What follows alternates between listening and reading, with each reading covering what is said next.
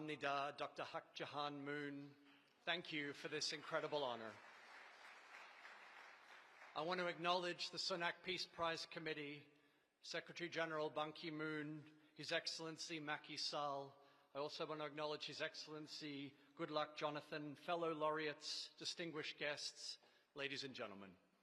I accept the Sunhak Peace Prize with enormous gratitude, and I accept it on behalf of our team at Global Citizen, our partners and the artist and advocacy communities who selflessly help make all of our work possible. At the beginning of my career, I had the opportunity to live and work in KwaZulu-Natal, South Africa.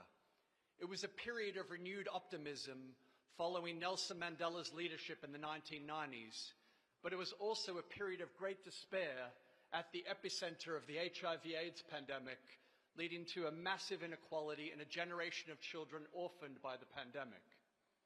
And while I've been passionate about ending extreme poverty all of my life, the founding principles of Global Citizen were inspired by the words of the late Nelson Mandela, who said in one of his final speeches in Trafalgar Square in 2005, he said that overcoming poverty is not a gesture of charity, but an act of justice.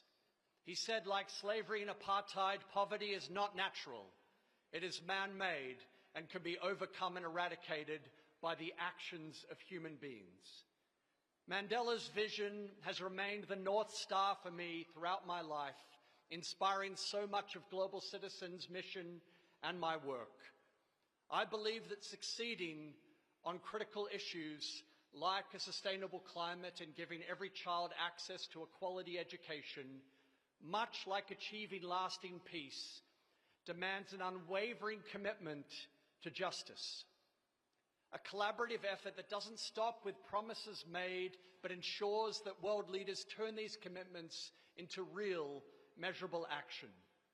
The movement that we've built at Global Citizen is testament that anyone can drive significant impact and create meaningful change on the planet and for the most vulnerable people.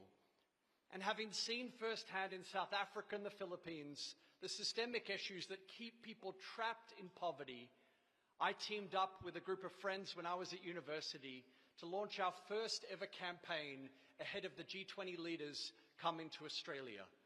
We created a rallying cry for the world's most marginalized, a concert, Make Poverty History, headlined by Bono and Pearl Jam. And to our amazement, the Australian government heard our collective voices, and they agreed to double investment into international development, an additional $6.2 billion to help end extreme poverty. Following that campaign, we had the opportunity to bring our advocacy model to New York City, and we've used our platform in Central Park for over a decade to campaign on some of the most important issues of our time. But today, our reach goes far beyond our annual festival on the Great Lawn of Central Park in New York City. At the invitation of Prime Minister Narendra Modi, Global Citizen brought Coldplay and Jay-Z to Mumbai, India, for one of the biggest concerts the country has ever seen, gathering 150,000 people in support of their Clean India campaign. To celebrate Nelson Mandela's centenary, we convened a spectacular campaign in Johannesburg, headlined by Beyoncé, Ed Sheeran, Eddie Vedder, Pharrell Williams, Chris Martin, and Usher.